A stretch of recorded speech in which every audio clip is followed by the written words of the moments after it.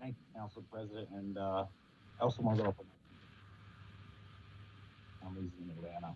Every time you see these terrible hate crimes, it brings back memories for all of us of terrible things that have happened, and it's very sad. So today I wanted to speak about something that you know I'm going to talk about, which is vaccination rates. And I want to talk about the vaccination rates because we seem to be falling behind on our vaccination rates, and we're clearly falling behind on the vaccination for racial equity also. On vaccination rates, Philadelphia has a current fully vaccinated rate, according to our website, of 5.7%. Chicago is almost double at 10.3. San Antonio's at 8.9. San Diego's at 16.7. Phoenix is at 21. Boston is at 10. And Atlanta is 13.4. We are at 5.7. In the area of racial equity, when the FEMA administration chose the convention center over the Lincoln Financial Field for its only type 1 mass vaccination site,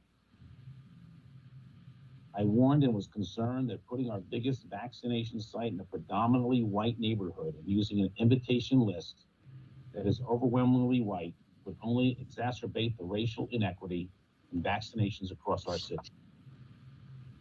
The convention center site was chosen in large part because it would help us achieve racial equity in vaccinations.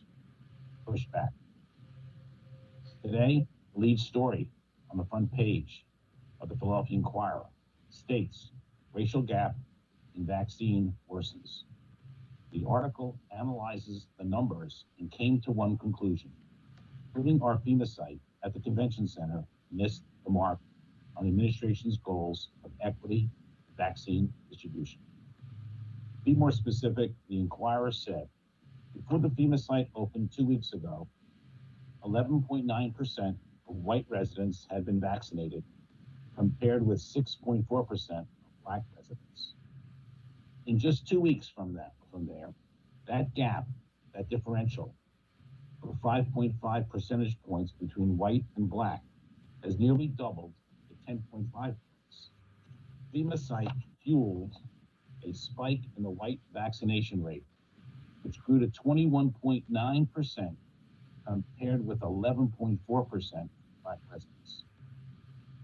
Make no mistake, this was preventable. The administration knew the registry that invited residents to the FEMA site was overwhelmingly white.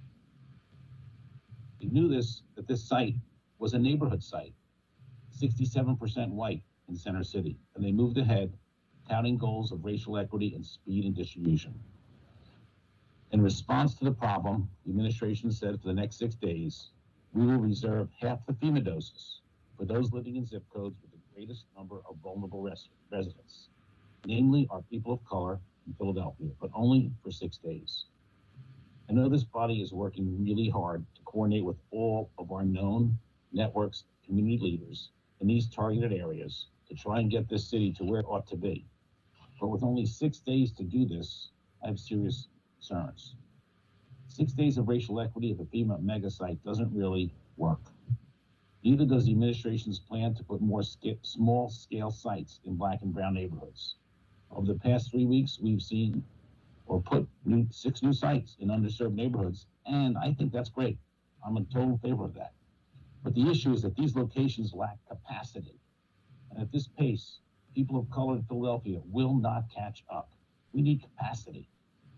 Let me speak to the facts again as to how Philadelphia is doing compared to other cities of our size across America on vaccination rates. Chicago, 10.3.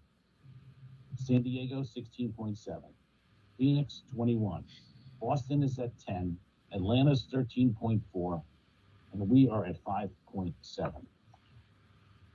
To me, the hardest hitting facts here are how far behind we are on fully vaccinating our people and the racial equity for vaccinations. So once again, I am pleading with this administration to do what every big city in America has done, whether it's the Mann Center or the Link or any other mass site. We need a FEMA mega site, and let's get started on vaccinating our residents and get a win here on equity and speed for our residents. Thank you, Mr. President. Thank you, Councilman.